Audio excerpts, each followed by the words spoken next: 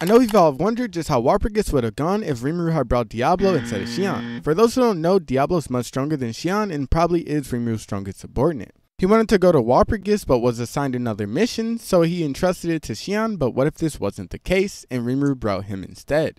We will have to start when Rimuru was assigned his bodyguards. Instead of Shion, he switched her out for Diablo, and Shion was assigned to help Yom. We then shift to when it was time to go to Walpurgis and Guy's maids came to pick them up. He would have noticed that demon is his fellow primordial and they would have noticed him too. Then they head through the gate to go to Walpurgis. As they headed through, Diablo notices a familiar presence in aura. He notices that it's primordial red and Guy notices him as well. Guy says he can't believe Noir decided to follow under someone and it makes him even more curious about Rimuru. The atmosphere in Walpurgis would have changed and Guy would have taken Rimuru serious from the start. Diablo sings Rimuru's praise about how great he is and how strong he is, and Clayman walks in the room. Just like what happened in the episode, Clayman still hits Milim and everyone takes their seats. This still surprises everyone and Rimuru gets mad that Clayman hit Milim and Diablo notices that. Walpurgis starts, Clayman starts throwing bold claims and insults at Rimuru and Diablo gets furious.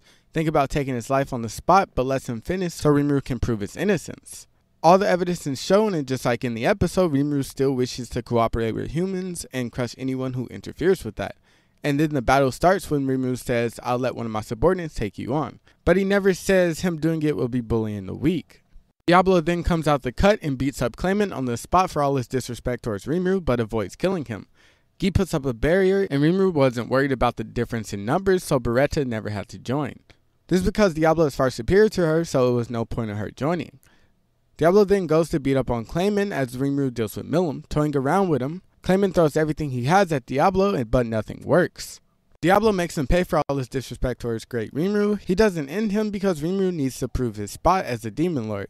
Veldora is still called to take on Milim, and Rimuru still saves the fox Ranga was fighting. Clayman, already on the ground clinging for dear life, begs Milim to use Stampede. Everything is revealed and Clayman sits there in defeat and everyone has their conversation like in the anime.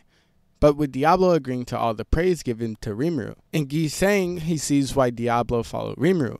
Clayman then transforms into a true demon lord like in the anime, and Diablo says shall he end him, but Rimuru says let me do it.